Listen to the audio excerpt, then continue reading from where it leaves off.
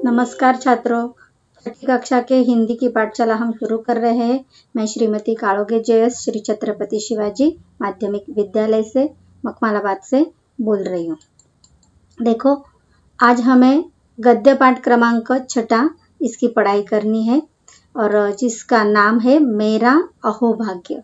ये पाठ लिखा है चंद्रगुप्त विद्यालंकार जी ने। तो हम इनका भी परिचय देखते हैं। चंद्रगुप्त विद्यालंकार, इनका जन्म 1906 में हुआ है और इन्होंने जो रचनाएं की है, संदेह, मेरा बचपन, न्याय की रात, मेरा मास्टर साहेब, चंद्रकला, पगली, 3 दिन, भय का राज्य, देव और मानव आदि इनका परिचय है।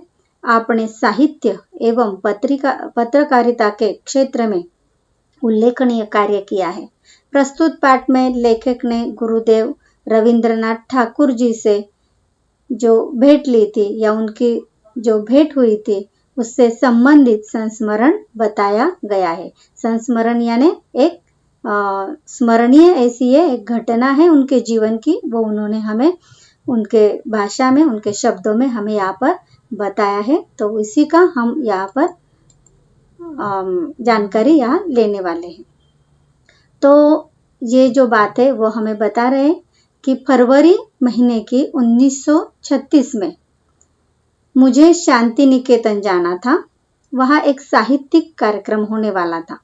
मैं बहुत ही उल्लसित था क्योंकि उस कार्यक्रम की अध्यक्षता स्वयं गुरुदेव रविंद्रनाथ जी करने वाले थे। यानी 1936 में शांति निकेतन में साहित्यिक कार्यक्रम था, तो इसका अध्यक्ष पद गुरुदेव रविंद्रनाथ जी को था और इसीलिए लेखक बहुत उल्लसित थे, यानी बहुत प्रसन्न थे। तो जिस दिन उन्हें उस कार्यक्रम के लिए निकलना था, वो निश्चित दिन जो था, उस दिन वह कलकत्ता से हम बहुत सारे लोग शांति निकेतन के लिए रवाना हुए। लेखक के साथ और कुछ लोग थे, वो भी शांति निकेतन के लिए रवाना हुए। लगभग 1 दर्जन हिंदी वालों का यह दल शांति निकेतन के सुंदर अतिथि भवन में ठहराया गया। 1 दर्जन यानी 12, ये एक संख्या है या 12 वस्तुओं का, लोगों का समूह होता है, उसे हम दर्जन कहते हैं। मराठीत आपण डझन म्हणतो। केले, 1 दर्जन केले वगैरह इसका हम प्रयोग करते हैं। इसी प्रकार ये लगभग 1 दर्जन हिंदी वालों का यह दल शांति निकेतन के सुंदर अतिथि भवन में ठहराया गया। यह अतिथि भवन अशोक वृक्षों के सघन उपवन के बीचों बीच बनाया गया था। यानी अशोक के जो वृक्ष है वो बहुत सघन थे, घनदाट थे और ऐसे उपवन में, बगीचे में ये शांति निकेतन बनाया गया था। बहुत ही सुंदर, बड़ी और अच्छी इमारत थी वह। जैसा सोचा था वैसा ही पाया। ऊपर की मंजिल के एक कमरे में हमें ठहराया गया। यहाँ चित्र में भी हमें शांति निकेतन के इस इमारत का दृश्य दिखाई दे रहा है और सचमुच कितना सुंदर है वो हम जान सकते हैं। कमरे के बाहर एक विस्तृत बरामदा था। बरामदे में खड़ा होकर अगर बाहर देखा जाए तो सामने ही सघन बकुल वृक्ष दिखाई देते थे। ये बकुल के फूल है और ये बकुल के फूल आने वाले जो वृक्ष है वो वहां पर बहुत सारे थे। तो इस प्रकार शांति निकेतन में पहुंचने के बाद दूसरे दिन प्रातः काल ही हमें बताया गया, प्रातः काल यानी सुबह सुबह, बड़े सवेरे, तो उन्हें बताया गया कि गुरुदेव का स्वास्थ्य ठीक नहीं है, अतः कार्यक्रम की बैठक में वे नहीं आ पाएंगे। मैं बहुत निराश हो गया।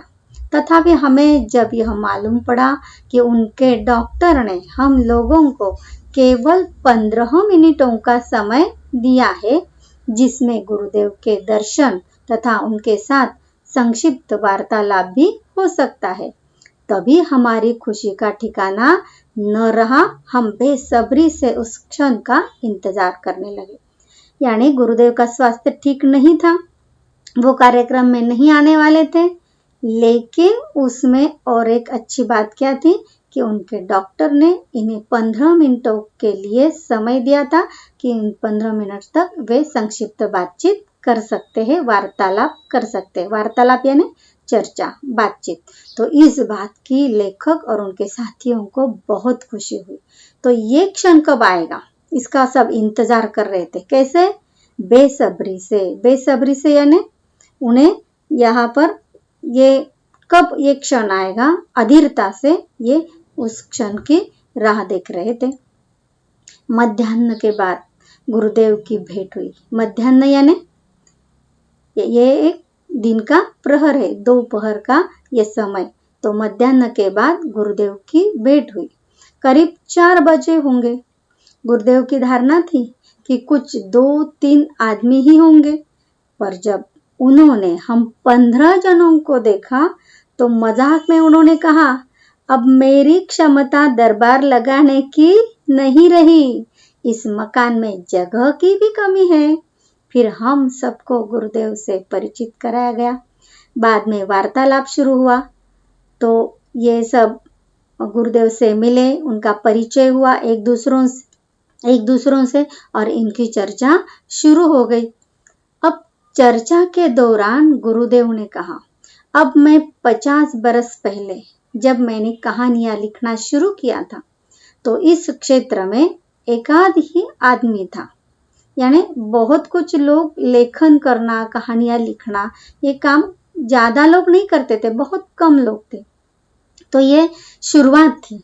मेरी प्रारंभिक कहानियों में ग्रामीण जीवन के संसर्ग का ही वर्णन है।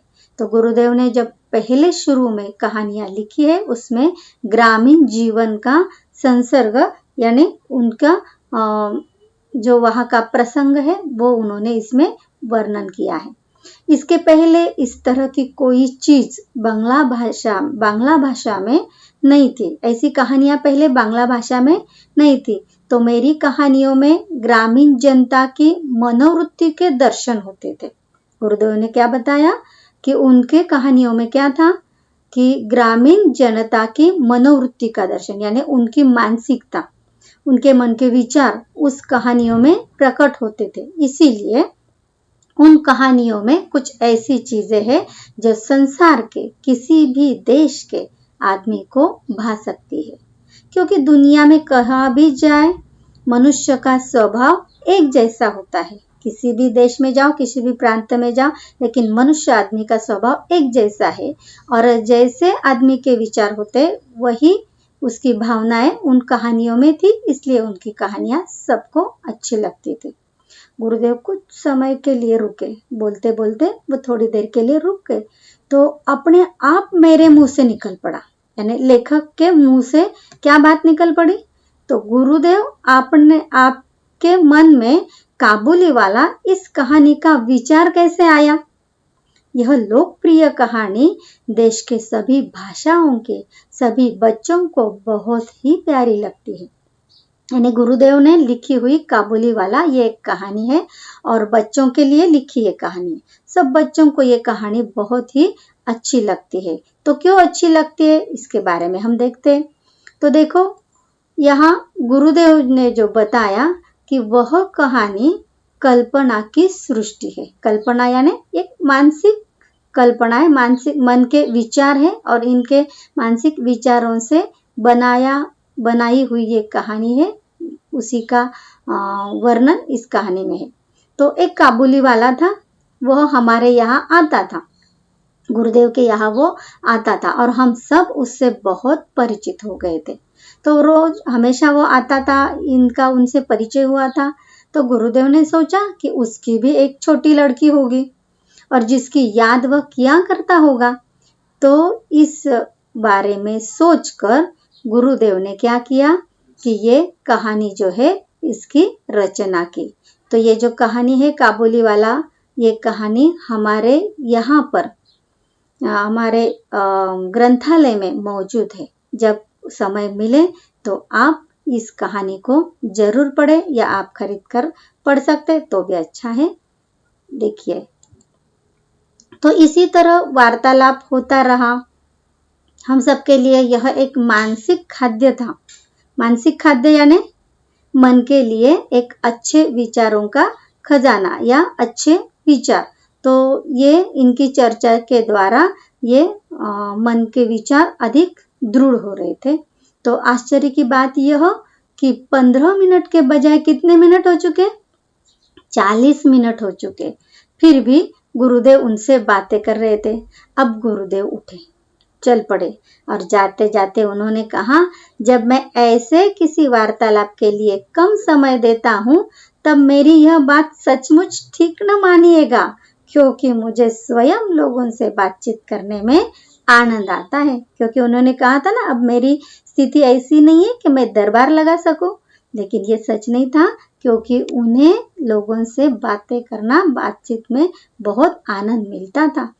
तो ये उन्होंने हमें समझाया। अब हम सब ने क्या किया? गुरुदेव को धन्यवाद दिया और विदा ली। अब देखो, मैं अतिथि गृह के मेरे कमरे में वापस आया। गुरुदेव के साथ हुए वार्तालाप से मुझे एक असाधारण उल्लास की अनुभूति हो रही थी। पर जब मुझे पता चला कि जिस कमरे में मुझे ठहराया गया था, उसी कमरे में स्वयं गुरुदेव काफी समय तक रह चुके थे, तब तो मेरी खुशी का ठिकाना न रहा। खुशी का ठिकाना न रहना यानी बहुत प्रसन्न होना। क्यों प्रसन्न हुए?